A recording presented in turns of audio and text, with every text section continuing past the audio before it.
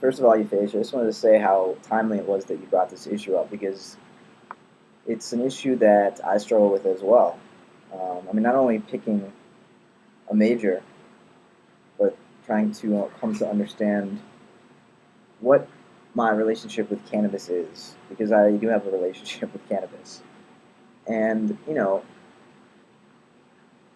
for me, it's been a positive experience, a positive relationship, and it's it does change the way you think, changes the way you perceive the world, and it's a lasting effect. Not just that you have to be high to experience it, and if you're high all the time, you'll always be in that state of consciousness. But when it wears off, you still appreciate the subtlety of your own experience and of the world in ways that I don't remember having experienced before I had ever tried cannabis. Um, I wanted to bring up this book by Terence Mckenna called Food of the Gods. It's specifically more about mushrooms, but he mentions cannabis and how it sort of fosters a different kind of social structure than the dominator patriarchal models that we're used to nowadays. So I'm just going to read a couple paragraphs here. Outpourings of style and aesthetically managed personal display are usually anathema to the nuts and bolts mentality of dominator cultures. In dominator cultures without any living traditions of use of plants that dissolve social conditioning, such displays are usually felt to be the prerogative of women. Men who focus on such concerns are often assumed to be homosexuals. That is, they are not following the accepted canons of male behavior within the dominator model. The long hair lengths for men seen with the rise of marijuana use in the United States in the 1960s were a textbook case of an influx of apparently feminine values accompanying the use of a boundary-dissolving plant. The hysterical reaction to such a minor adjustment in folkways revealed the insecurity and sense of danger felt by the male ego in the presence of any factor that might tend to restore the importance of partnership in human affairs. In this context, it is interesting to note that cannabis occurs in both a male and a female form, and it is the identification, care, and propagation of the female of the species that is the total concern of the grower interested in the narcotic power of the plant. This is because the resin is the exclusive product of the female plant. Not only do males not produce a usable drug, but if the pollen from male plants reaches females, the females will begin to set seed and will cease the production of resin.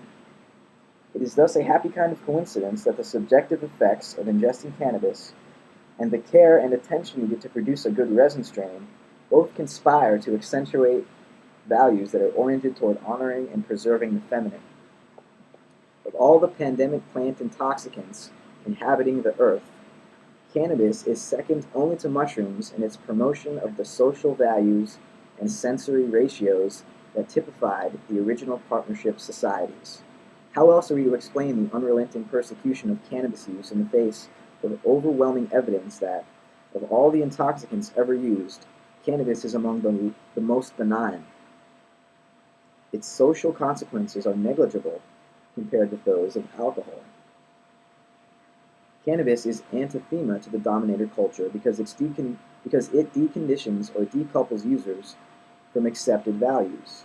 Because of its subliminally psychedelic effect, cannabis, when pursued as a lifestyle, places a person in intuitive contact with less goal-oriented and less competitive behavior patterns. For these reasons, marijuana is unwelcome in the modern office environment, while a drug such as coffee, which reinforces the value of industrial culture, is both welcomed and encouraged.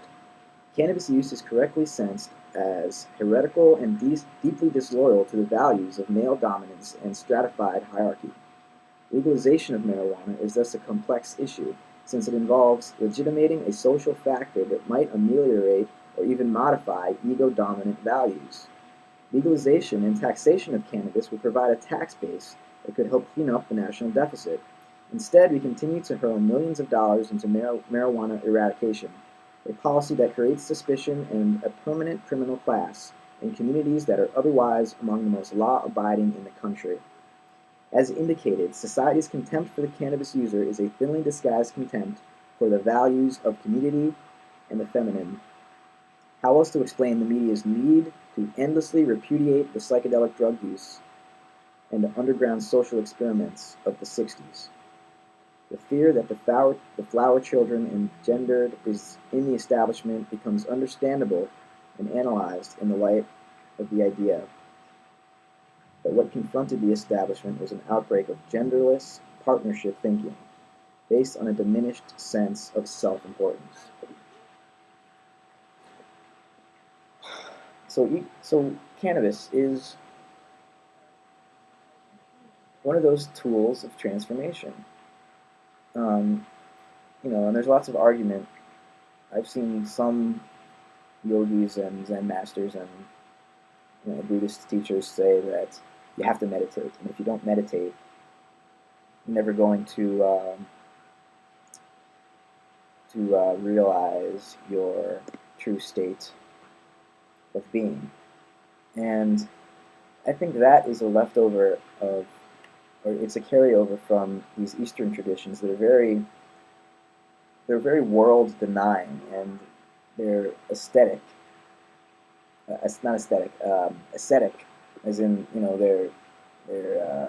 we have to fast and meditate and no sex, no drugs, no clouding the mind, and I don't think getting high is clouding the mind, but it depends on you really, because some people get high and they're goofy as hell and they can't think straight and they don't want to do anything but munch on potato chips and watch TV.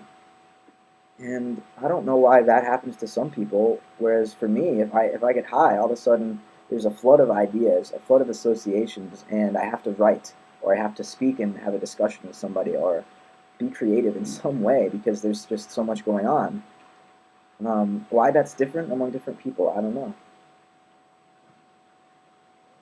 But I can't give you a straight answer one way or another. You know your own personal history with cannabis, and you know what it did for you when you were smoking it on a regular basis. I smoke on a regular basis. I'm still in attending university now, and I don't. It's for my private time, and when I'm in school and doing work and stuff, that's not a good time to be high, obviously, and so I use it responsibly, and it's the kind of substance that you can use responsibly. Um, so yeah, I hope, I think I'm giving a pretty positive perspective on cannabis, and I'm definitely biased in that sense, but I'm not going to say you should start smoking again or you shouldn't start smoking again. But there's nothing wrong with forming an alliance with a plant of some kind. Chemicals are a little different, but plants, I mean, cannabis specifically, has been around since the beginning of human, even before civilization, just even in prehistory.